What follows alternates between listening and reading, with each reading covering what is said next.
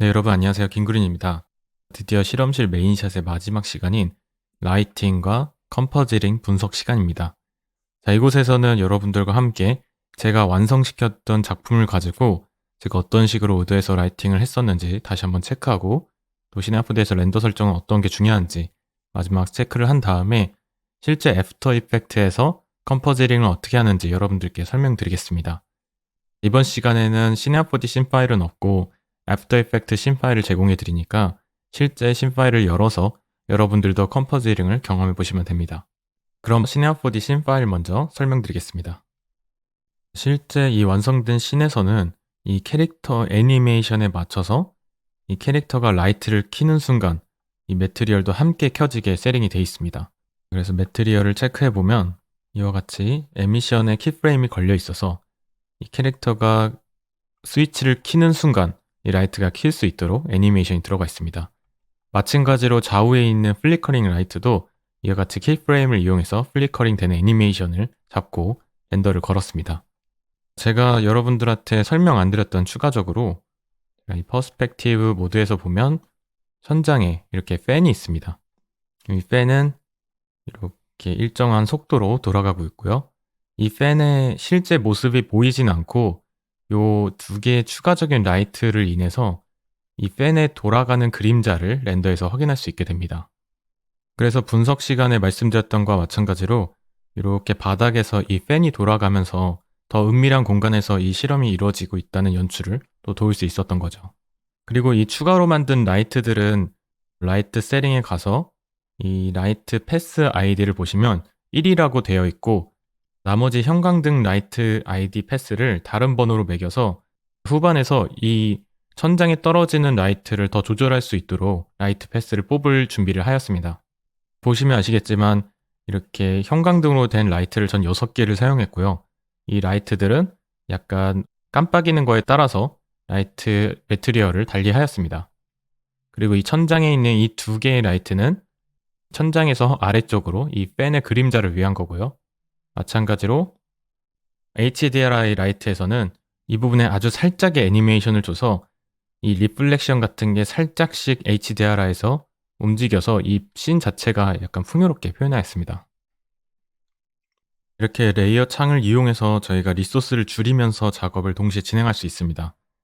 예를 들어 멀티패스를 뽑아야 되는 경우 실제 이 라이브 뷰어를 보면서 하나씩 체크하면서 해야 될 때가 있는데, 이렇게 VRAM을 무겁게 사용하는 씬에서는 그냥 통째로 저희가 렌더를 걸면서 확인하기엔 이 시스템이 뻑이 날 수도 있고 굉장히 느려지기 때문에 이와 같이 레이어를 원하는 것만 키게 되면 이 리소스를 굉장히 줄여서 사용할 수 있습니다.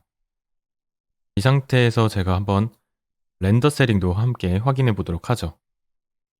실제 시네아4D 렌더 세팅은 제가 어렵지 않게 해놨습니다. 그리고 제가 OT 시간에 알려드린 것처럼 여러분들한테 미리 나눠준 이 세팅대로 하시면 됩니다. 그 중에서 저희 포인트는 저희가 만든 작품의 사이즈를 QHD 사이즈로 만들었기 때문에 2560에 1440으로 제작하였고요. 그리고 저희가 애니메이션을 뽑으려면 이 부분을 프리뷰 레인지로 바꿔서 80프레임부터 250프레임까지 뽑으면 됩니다. 이 상태에서 또 체크해야 될 게 저희가 렌더 패스 네이밍이 맞는지, 그래서 시네아4D가 설치되어 있는 곳에 상위 폴더로 가서 패시스 폴더에 들어가서 이 시네아4D 이름으로 저장하고 텍스 이름 저장하고, 또 이렇게 파일명은 프로젝트 네임에다가 텍스 네임을 섞어서 세팅이 되어 있어야 됩니다. 실제 이 부분은 뽑지 않고 옥테인 멀티패스에서만 뽑으시는 분들도 많거든요.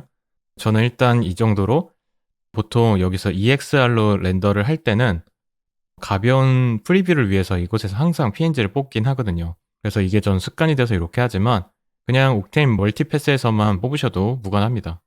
그래서 저는 이 파일명을 그대로 복사해서 항상 옥테인 렌더러로 가서 옥테인 렌더러 멀티패스에도 같은 이름을 사용합니다. 그리고 저희가 후반에서 활용할 수 있을 만한 패스를 뽑기 위해서 렌더 AOV 매니저를 클릭하겠습니다. 예전에는 이 아래에 렌더 패스를 체크해서 뽑는 방식이었는데 이것 또한 따로 분리돼서 매니저에서 활용하게 되었습니다.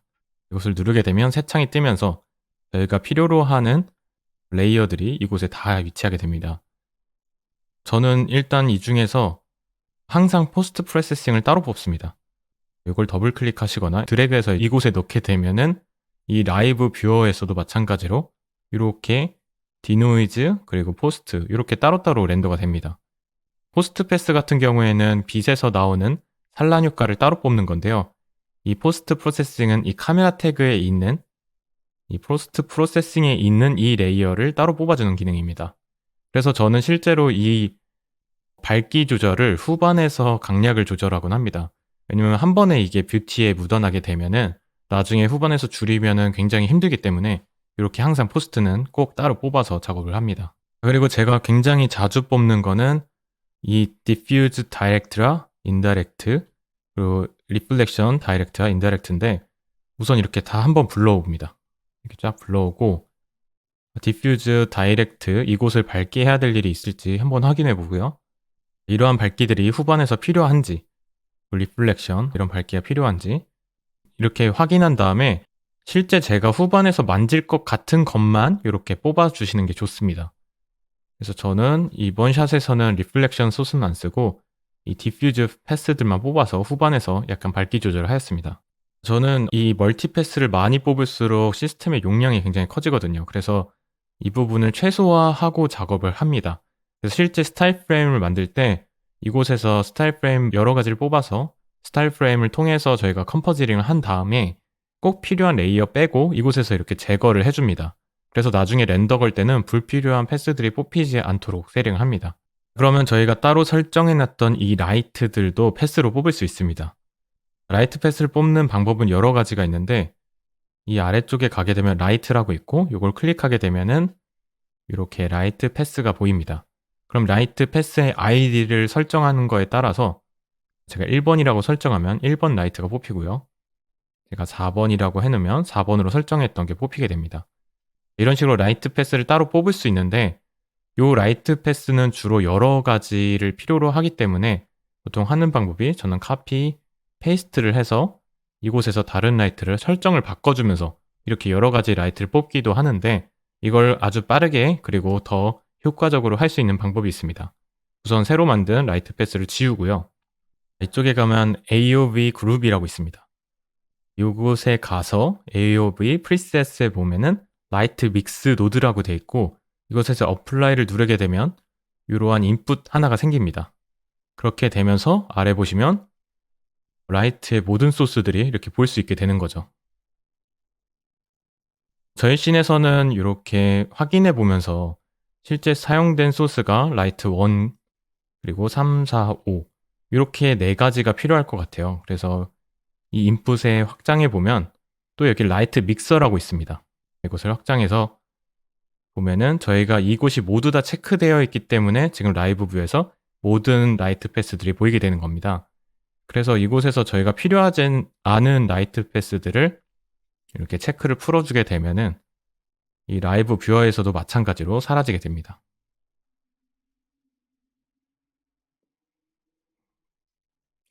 여기에서 또 재미난 게 인텐시티를 여기서 조절할 수 있습니다.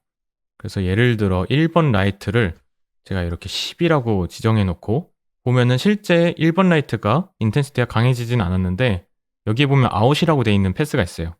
이곳을 누르게 되면 이 라이트들을 믹스합니다. 그래서 제가 체크해 놓은 라이트들이 한 번에 믹스되는데 그곳에서 제가 여기서 재설정한 라이트만 3개를 조절해서 사용할 수도 있습니다. 그래서 이 패스를 만약에 이렇게 활용하시고 싶은 분들은 이곳에서 이렇게 라이트 밝기를 조절해서 패스 하나를 더 뽑을 수도 있습니다. 이렇게 라이트 믹서를 활용하면은 저희가 원하는 라이트 패스를 그냥 체크만으로도 뽑을 수 있고요. 또 동시에 그 모든 게 합쳐진 라이트 패스를 따로 뽑아주기도 합니다. 저는 실제 이 작업을 할 때 5번, 4번, 3번은 체크하고 최종 컴프에서는 1번만 사용하였기 때문에 나머지는 다 체크를 지어주겠습니다. 이렇게 해서 최종 저희 렌더 패스들을 보면은 디퓨즈 이건 이제 저희가 뷰티로 쓸 디노이즈 패스고요.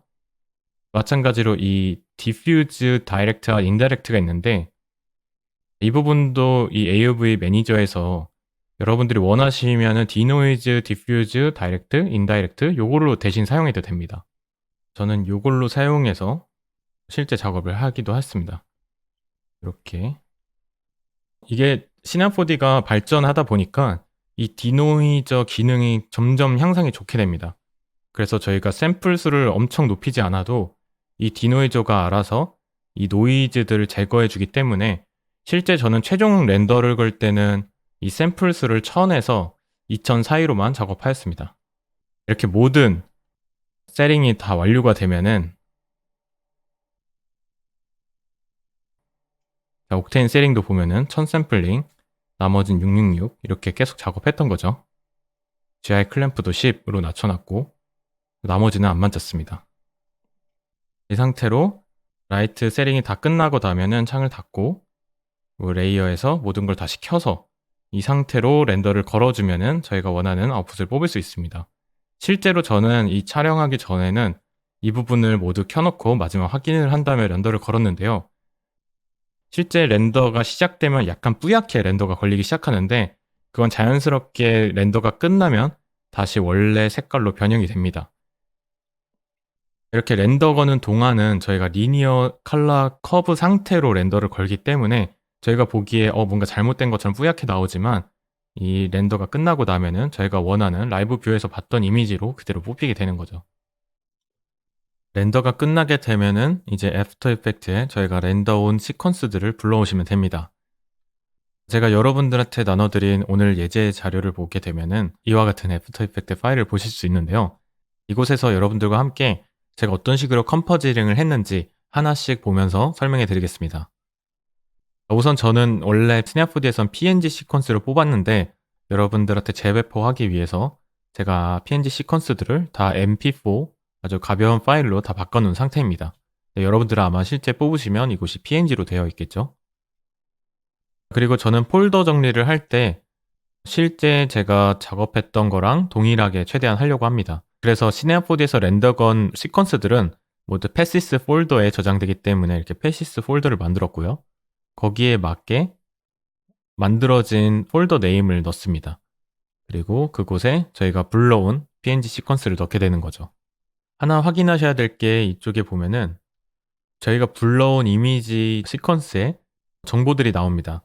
그 중에 이 부분에 보면 24fps라고 되어 있는데 실제 저희가 스냅4D를 작업할 때 24fps로 작업하였잖아요. 그래서 이곳에서도 마찬가지 프레임 레이스로 불러오셔야 됩니다. 만약에 이게 30프레임으로 불러와주신 분들은 Ctrl Alt G를 눌러주시면 이렇게 인터폴레이트 프리지 설정이 나옵니다. 이곳에서 여러분들이 프레임 레이스를 24로 바꿔주게 되면은 24프레임으로 정보가 바뀌면서 정확하게 저희가 작업한 것과 같은 속도로 불러오게 되는 겁니다. 이렇게 불러오는 시퀀스마다 이렇게 24프레임을 지정하기 힘들기 때문에 에딧에 가서 Preference, Import를 가게 되면은 이 애프터 이펙트에서 불러오는 임포트에 대한 설정을 바꿀 수 있는데요. 이 디폴트가 아마 30프레임으로 되어 있으신 분들은 이곳을 24프레임으로 바꿔서 넣으시면은 그 뒤부터는 이미지 시퀀스를 불러올 때마다 24프레임으로 불러와지게 됩니다. 이렇게 확인을 하고 이미지를 불러오면 저와 같이 모든 세팅이 똑같이 되어 있고요.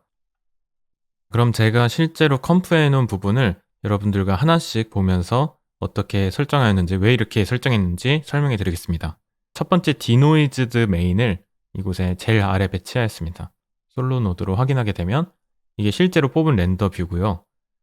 그 중에 저는 HDR 하이라이트 컴프레션을 이용해서 이렇게 밝은 부분을 조금 눌러줬습니다.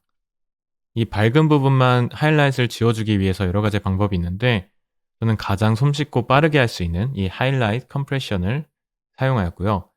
그 다음에 초반에는 제가 이 컨트라스트를 이곳에서 주기 위해서 요 커브들을 이용해서 이렇게 어둠을 주기도 했는데요. 실제로 제가 컴프를 작업하다 보면 이곳에서 컨트라스트를 미리 주는 게 아니라 우선 최대한 뷰티를 뿌옇고 이 어두운 부분의 디테일을 살린 상태에서 작업을 진행합니다.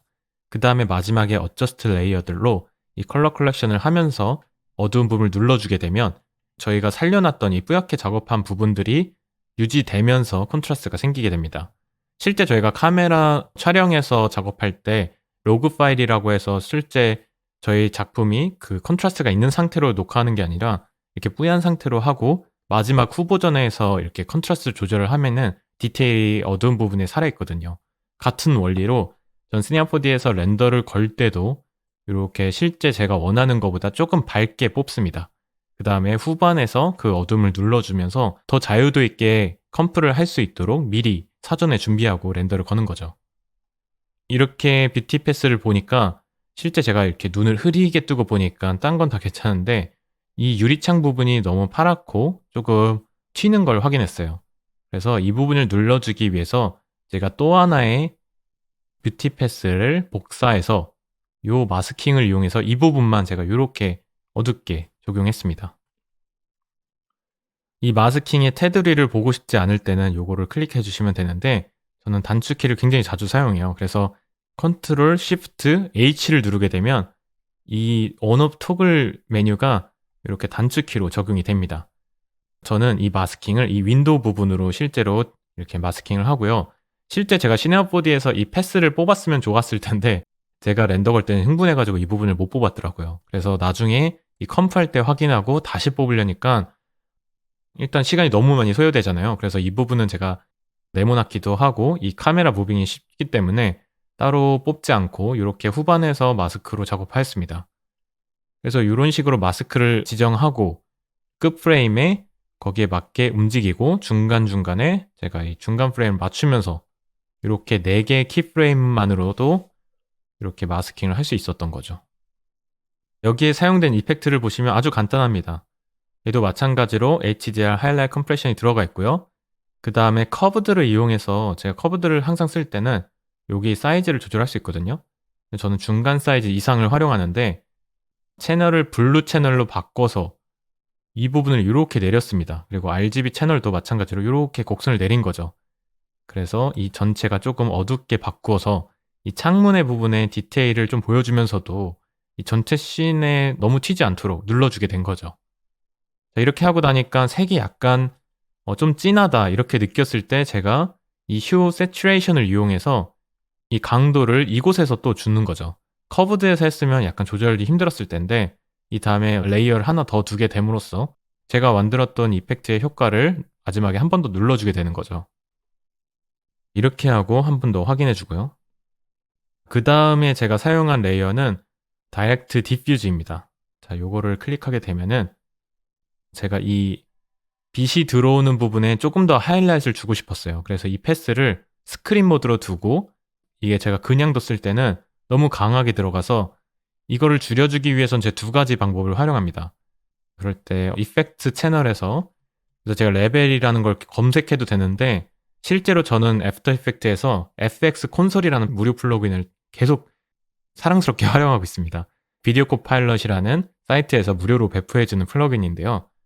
이렇게 이펙트 컨트롤에서 Shift 스페이스를 누르게 되면 이 FX 콘솔 창이 뜨게 되고 이곳에 제가 좋아하는 이펙트를 검색하면은 이렇게 바로바로 뜹니다. 저는 이 감마를 조절할 때 레벨 혹은 익스포저를 많이 활용하는데요. 자, 익스포저를 한 다음에 이 감마 커렉션을 이렇게 조절하면서 밝기를 조정해 주는 거죠. 그래서 실제로 저는 이렇게 이 부분에 빛 있는 부분의 영향을 조금 더 올려줌으로써 이 콘트라스트를 살려줄 준비를 하고 있었습니다. 그 다음에는 제가 위에 하이라이트로 뽑은 이 천장 라이트입니다. 자, 이걸 제가 솔로로 보게 되면은 연결 누르면 이렇게 저희가 1번 레이어로 뽑은 라이트가 후반에서 더 살려서 이 그림자를 더 강조할 수 있는 거죠. 이렇게 되면은 이 부분을 제가 스크린 모드로 놔서 원래 뷰티의 이 부분이 더 선명하게 보일 수 있도록 설정했습니다. 그리고 이곳에서는 딱히 많은 이펙트를 주지 않았고요. 자, 휴 세츄레이션 이거는 아예 제가 사용하지 않았네요. 이건 지워주도록 하겠습니다. 레벨을 보면은 레벨을 사용해서 제가 이 부분을 강도를 조금 줄였습니다. 레벨은 실제 이 가운데 커브를 움직이게 되면 제가 감마를 조절할 수 있는데 그거 말고 밝은 부분을 줄이기 위해서는 이 부분을 내려줘서 사용하기도 하고요. 제가 오퍼시티를 만지고 싶지 않고 이 부분을 조절하기도 합니다. 이렇게 만져서 밝기를 조정해 주는 거죠. 그 다음에 사용한 레이어는 바로 디퓨즈 인다이렉트입니다. 지금 제가 이렇게 봤을 때도 이미 어두움이 너무 어두워서 컨트라스트를 주게 되면 이 부분이 너무 강하게 눌러질 것 같더라고요. 그래서 이 부분을 조금이라도 더 살려주기 위해서 인다이렉트 패스를 활용했습니다. 그 중에 제가 이 아랫부분만 마스킹을 해서 이 윗부분 말고 요 아래 어두운 부분만 더 살려주게 되는 거죠. 여기서는 제가 어렵지 않게 감마 조절을 하고 커브를 이용해서 딱 요렇게만 살렸습니다. 제가 만약에 이 커브가 없으면 이 전체가 너무 강하게, 그래서 밝은 부분을 유지하고 어두운 부분만 좀 강조하고 싶었던 거죠. 이렇게 레이어를 추가하고 마스크로 이렇게 어두운 부분에 디테일을 살려줄 준비를 합니다. 그 다음에 저희가 따로 카메라 태그에 있었던 포스트 프로세스를 뽑은 포스트 레이어입니다. 이거를 활용하게 되면 실제 저희가 발광하는 부분에 이렇게 블룸 이펙트가 아주 자연스럽게 들어가는 모습을 확인할 수 있습니다. 여기다가는 또 마찬가지로 익스포저를 이용해서 이 블룸 이펙트가 너무 세게 들어가지 않도록 이렇게 수정하였습니다. 이렇게 포스트 프로세스는 레이어로 따로 뽑아서 애프터 이펙트에서 보정하는 게 훨씬 더 자유도 있게 작업할 수 있기 때문에 저는 항상 포스트 레이어를 따로 뽑습니다.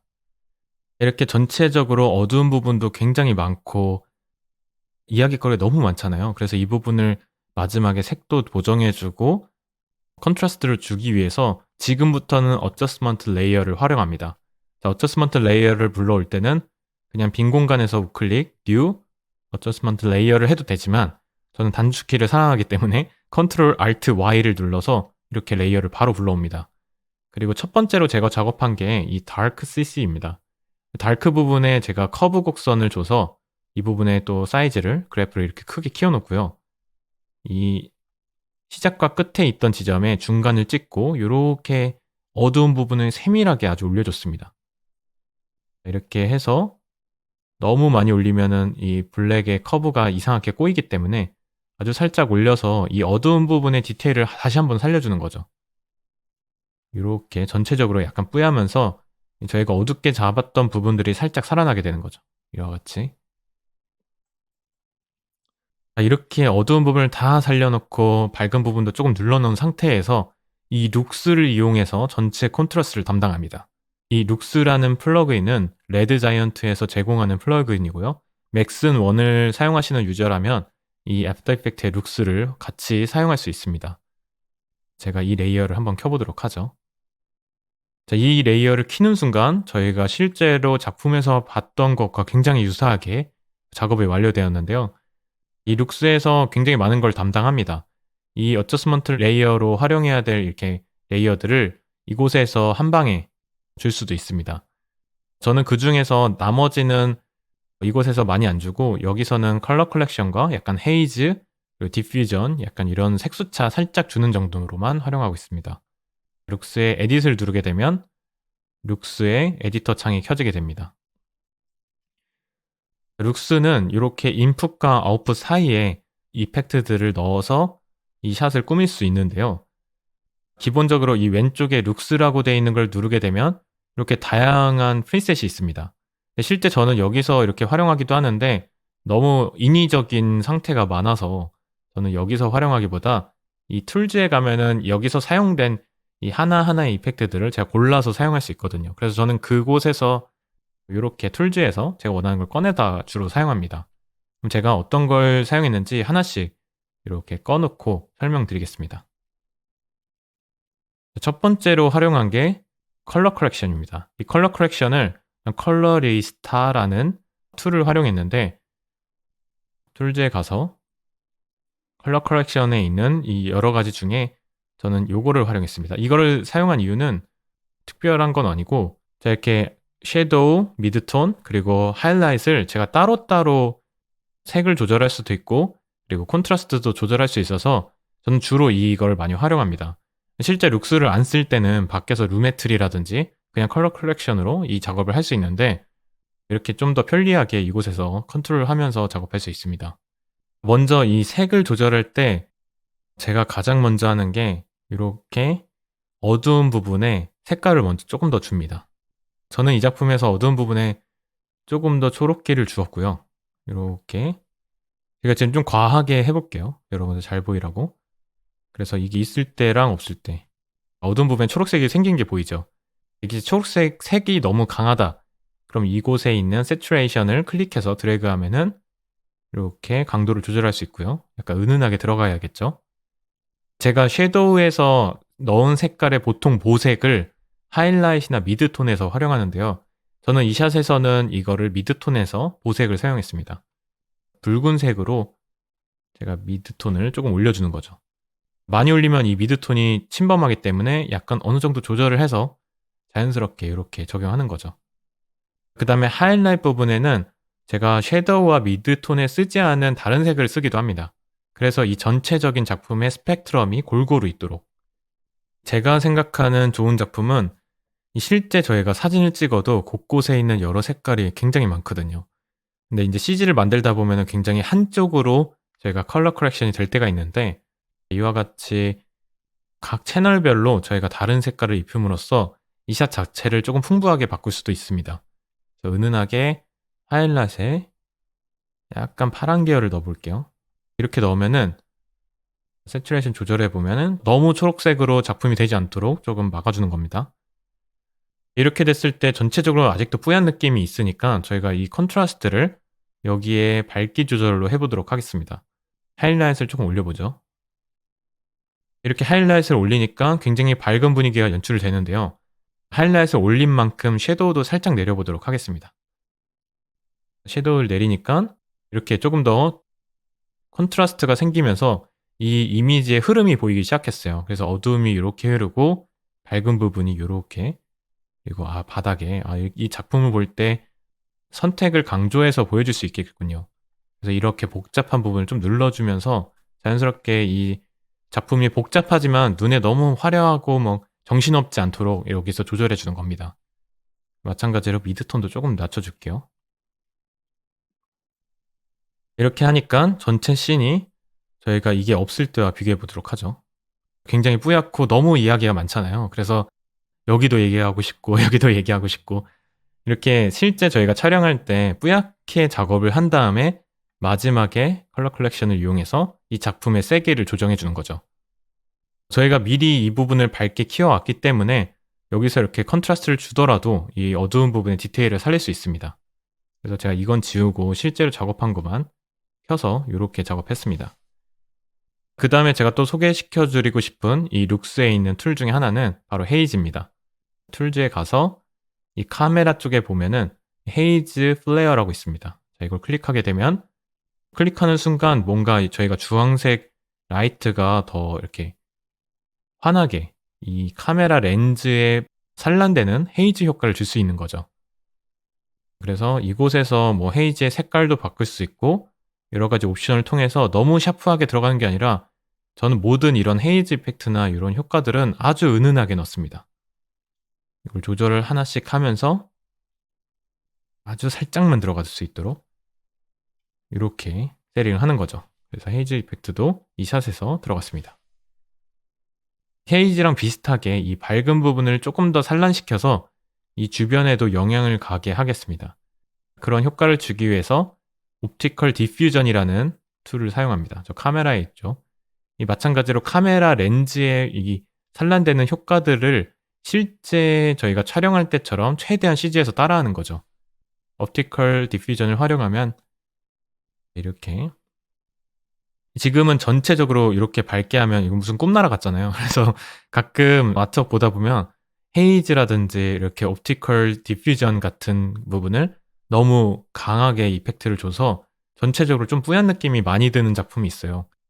그게 의도라면은 뭐 괜찮지만 또 이 씬에서는 또 뭐 너무 강하게 들어가는 것보단 제가 페로프를 좀 주고 이 하이라이트 온리를 조절해서 0에 가까울수록 전체적으로 이 이펙트가 먹으니까 이 하이라이트 쪽만 먹을 수 있도록 조절해 주는 겁니다.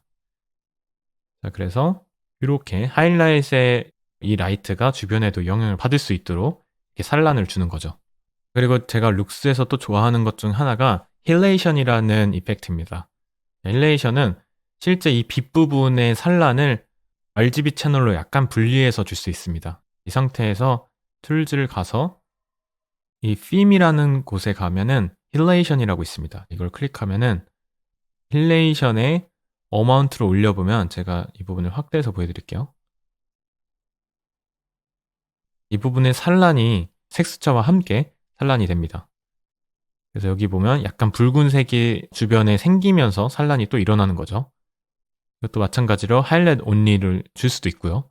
또 사이즈도 강조해서 이렇게, 특히 이런 부분을 보게 되면은 이렇게 빛이 받는 부분에 힐레이션 효과로 인해서 색이 묻어나면서 산란이 일어날 수 있습니다. 이 색도 마찬가지로 변형이 가능하고요. 그래서 이걸 적당히 조절해서 자연스럽게 이 빛의 산란이 여러 곳에 묻을 수 있도록 설정하는 겁니다. 그래서 이렇게 룩스에서는 컬러 컬렉션, 헤이즈 이펙트들, 힐레이션 등을 통해서 전체적으로 샷의 분위기를 잡을 수 있습니다. 이렇게 체크하게 되면은 이 룩스 이펙트가 되고요. 작품을 조금 더 가운데에 집중하기 위한 방법으로 저는 사파이어의 비네팅이라는 이펙트를 많이 사용합니다.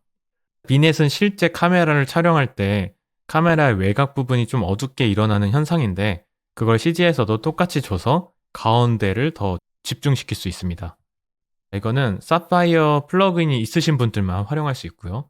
이게 없으신 분들은 마스크를 활용하기도 합니다. 그래서 그냥 이렇게 검은 매트를 만들고 이렇게 마스크를 이 부분만 사용해서 마스크를 서브트랙으로 바꾸고 F를 눌러서 페더에서 이렇게 페더 컷을 많이 줘서 이렇게 비네팅 효과를 이곳에서도 줄 수 있는데요. 근데 저는 사파이어의 이 기능이 실제 제가 한번 만들어 볼게요. 예를 들어 컨트롤 스페이스를 눌러서 FX 콘솔로 비넷 이렇게 쓰면은 두 가지가 있죠. 전 CC도 있고 사파이어가 있는데, 요걸 자주 쓸 때는 우클릭 Add Favorit을 하게 되면 다음에 검색할 때 빅 이렇게만 쳐도 이 사파이어가 먼저 위로 올라오게 됩니다. 이거를 클릭하면은 이렇게 전체적으로 지금 비네팅이 걸리고 있죠. 그래서 요 컨트롤러를 이용해서 더 훨씬 빠르고 편리하게 비네팅 효과를 줄 수 있는 거죠. 이렇게. 그리고 이거를 껐다 켰다 하면서 전후를 비교할 수 있는 거죠. 그래서 실제 제가 작업한 걸 보면은 이와 같이 아주 살짝만 이 효과를 줘서 끝을 조금 시선이 바깥으로 나가지 않도록 가운데에 집중할 수 있도록 비넷 효과를 주었습니다. 그 다음으로 준 거는 사파이어 글로우입니다. 글로우도 여러 가지 기본 글로우도 있지만 저는 사파이어 글로우를 자주 사용하는데요. 사파이어 글로우는 아까 색수차처럼 약간 글로우에서도 RGB를 약간 나눠서 글로우가 이펙트가 적용됩니다. 여기 보면은 RGB 채널이 1, 1.2, 1.4로 되어 있는 거 보면 여기에서 그냥 글로우가 일어나는 게 아니라 색수차처럼 일어나게 되는 거죠. 글로우 이펙트를 주면은 전체적인 샷에 또 부드럽게 이렇게 처리가 되는 거죠. 그래서 전체적인 밝음이, 흐름이 좀 이어지도록 효과를 주었습니다. 그 다음에 제가 샷을 봤을 때 이 밝음이 너무 하얗게 타더라고요. 그래서 이 부분을 줄여주기 위해서 이 커브를 이용해서 이 부분에 하얀색으로 뜨지 않도록 이렇게 낮춰줬습니다. 실제로 제가 어떻게 하냐면 여기서 Shift 스페이스를 누르고 커브를 입력하면 이렇게 커브 창이 뜨고 이 창을 최대한 크게 키웁니다. 그 다음에 밝음을 줄이기 위해선 이 중간을 한번 찍고 여기를 내리게 되면 중간을 잡아준 상태에서 내려가거든요. 근데 이 어두운 부분도 같이 올라가니까 여기도 같이 잡아주는 겁니다. 이 부분을 이렇게 낮춰도 밝음을 죽일 수 있고요. 그리고 그냥 밝음을 죽이는 게 아니라 제가 원하는 채널만 죽일 수도 있습니다. 그래서 이 부분을 약간 노랗게 하고 싶다 그러면은 블루 채널로 가서 블루를 줄여주는 거죠. 하이라이트에 블루가 좀 빠지면은 이 부분이 이렇게 노랗게 되는 거죠. 전후를 비교해보면 이렇게 하얗게 뜨는 게 아니라 블루를 죽여서 오히려 약간 노란색을 유지하면서 이렇게 눌러주는 거죠. 실제로 저는 이와 같이 커브를 살짝씩 바꿔서 실제 하얀색이 아니라 이런 식으로 색을 표현하면서 하이라이트를 주었습니다. 그 다음에 리얼리스틱에서는 색수차라는 효과가 있어요. 그래서 이 부분에 크로마틱 에볼루션이라는 효과가 있는데 이 크로마틱 에볼루션은 아까 룩스에도 있고요. 저는 사파이어에서 웹 크로마라는 기능을 활용해서 색수차를 쓰기도 합니다. 요거는 제가 이 부분을 보게 되면 지금 이 물체 하이라이트 부분에 이렇게 초록색과 파란색이 보이고 왼쪽에는 약간 붉은 효과가 있어요. 이렇게 제가 이 부분을 빼게 되면은 색수차가 없을 때는 그냥 이렇게 CG같이 딱 잘라지잖아요. 근데 실제 촬영을 하게 되면 이렇게 밝은 부분의 빛이 렌즈의 굴곡 때문에 색수차가 외곽에 있을수록 이렇게 생기게 됩니다. 자, 그래서 이 효과는 가운데서는 잘 안 일어나고 이렇게 외곽에 일어납니다. 그래서 그 기능을 활용하기 위해서 저는 워크로마라는 걸 많이 쓰는데요. 워크로마는 이렇게 검색해서 사파이어를 불러오게 되면 처음에 디폴트 세팅이 굉장히 세게 돼 있어요. 물론 이것도 굉장히 빨려 들어가는 멋있는 효과지만 이 효과는 바로 이 from the dirt로 인해서 이렇게 빨려 들어가게 되는 거죠. 1 이상으로 하게 되면은 이 외곽 부분이 쪼여들게 되고 1 이하로 가게 되면은 확장이 되게 됩니다. 그래서 이 부분을 저는 0.995 저는 항상 이 값을 한 QHD 사이즈 근데 이게 사이즈가 커지면 커질수록 저는 4K에서는 0.993 그리고 FHD에서는 0.997 이런 식으로 사이즈에 맞춰서 효과를 덜 주기도 하고 더 주기도 합니다. 그러니까 이미지 사이즈가 커질수록 이 효과가 더 드러나야지 잘 보이게 됩니다. 근데 이걸 또 너무 신나가지고 0.99, 뭐 0.98 이렇게 하시는 분들이 있어요. 이렇게 되면 전체적인 이미지가 너무 이렇게 빨려 들어가는 이미지처럼 어색하게 되는 거죠. 그래서 이 효과는 아주 미세하게 줘서 주는 듯 마는 듯 시크하게 줘야지 아주 매력적으로 다가올 수 있습니다. 이 워크로마로 인해서 이 CG가 굉장히 리얼리스틱하게 바뀌는 효과를 줄 수 있습니다. 근데 또 여기에 너무 빠져서 이 작품은 안 멋있는데 이 워크로마만 주는 사람들이 있어요. 그래서 이 부분은 꼭 작품을 멋있게 하고 마무리에 살짝 넣는다는 이미지로 생각하고 작업을 하셔야 됩니다. 전 처음에 이제 제가 CC를 잘 못할 시절에는 지금도 이제 많이 배우고 있지만 그때 당시에는 이러한 이펙트들에 되게 굉장히 현혹이 됐었어요. 어저스먼트 레이어 뭐 100개 만들고 그래서 이런 크로마틱 에볼루션 뭐 이런 효과들만 집중해 뭐 비네팅 이런 것만 했는데 결과적으로는 이런 게 없어도 멋있는 건 멋있더라고요. 여러분들도 그냥 본판이 멋있게 하고 이런 거는 이제 추가적으로 리얼리스틱에 살짝 디테일을 올린다 생각하고 작업하시는 게 좋습니다. 나중에 또 너무 흥분하시지 말고 이렇게만 작업하면 좋습니다. 워크로마를 하게 되면 전체적으로 약간 뿌연 느낌이 들어요. 왜냐면 외곽에 저희가 스트레치를 친 거기 때문에. 그래서 이 전체적인 이미지에 샤픈을 더해줄 때 저는 언샷 마스크를 사용합니다. 언샷 마스크는 좀 항상 맨 위에 두는데요. 이렇게 언샷 마스크를 하면은 작품의 선명도가 올라갑니다. 이게 있을 때와 없을 때. 실제로 작품이 굉장히 뿌옇고 부드럽긴 하지만 이 부분에 샤픈을 더해주면은 이렇게 디테일이 함께 살아나게 되는 거죠. 그래서 이거를 줄 때도 이렇게 어저스먼트 레이어에다가 제가 하나 언샷 마스크를 클릭하게 되면은 이렇게 언샷 마스크가 나오고요. 이 어마운트를 저는 항상 100으로 설정합니다. 딴 건 안 바꾸고 이렇게만. 그래서 이걸 무슨 약간 외워서 사용하는 거죠. 그래서 전체적인 샷이 이렇게 쫀쫀하게 붙을 수 있도록 명료해지는 방법입니다. 이렇게 이번 시간에는 제가 실제 시네아포디에서 렌더를 건 걸 가지고 컴포지를 어떻게 하는지 이렇게 하나하나씩 이 컴프 레이어를 뜯어봤는데요. 실제 여러분들도 이 예제 파일을 열어서 하나씩 분석해 보면서 여러분들도 마찬가지로 시네아포디에서는 약간 밝게 뽑고 어두운 부분을 약간 살려주고 밝은 부분을 좀 눌러준 다음에 마지막에 이 룩스라든지 이런 컬러 컬렉션을 이용해서 전체적으로 쪼여주고 리얼리스틱을 더할 수 있는 페이지 이펙트 그리고 비네팅 그리고 크로마틱 에볼루션 그리고 언샷 마스크를 활용해서 여러분의 CG를 전체적으로 정리해주는 컴프를 하게 되면 이렇게 마무리가 되는 겁니다. 이렇게 된 이미지를 렌더 걸기 위해서 저는 컨트롤 M을 눌러서 이렇게 레이어를 생성하고요. 이곳에 보면 아웃풋 모드를 로스레스를 클릭해서 여러분들이 뽑고 싶은 시퀀스를 사용합니다. 저는 여기서 PNG 시퀀스를 활용했고요. 이 PNG 시퀀스를 다 건 다음에 강우성님한테 드렸습니다. 그리고 강우성님은 마지막 마스터 컴프에서 이 부분에 또 살릴 부분, 전샷이랑 연결할 부분에 컴포지링을 더 진행하게 되는 거죠. 저는 이 부분에서 PNG 시퀀스로 설정해서 그 다음에 이 저장 경로는 저희 수업에 애프터 이펙트 폴더가 보이는 곳에다가 새 폴더를 만들고 아웃풋이라고 만들고요.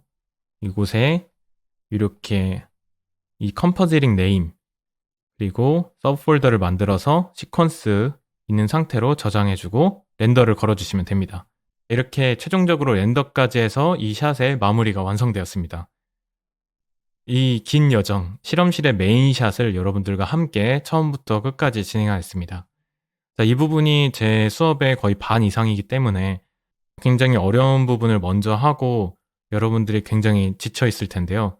다음 시간부터는 이 클로즈업 샷들을 들어가면서 또 다양한 또 새로운 이야기로 여러분들을 찾아뵙겠습니다. 이 실험실 메인샷을 진행하시느라 고생이 많으셨습니다. 그럼 다음 시간부터 클로즈업 샷에서 뵙겠습니다. 감사합니다.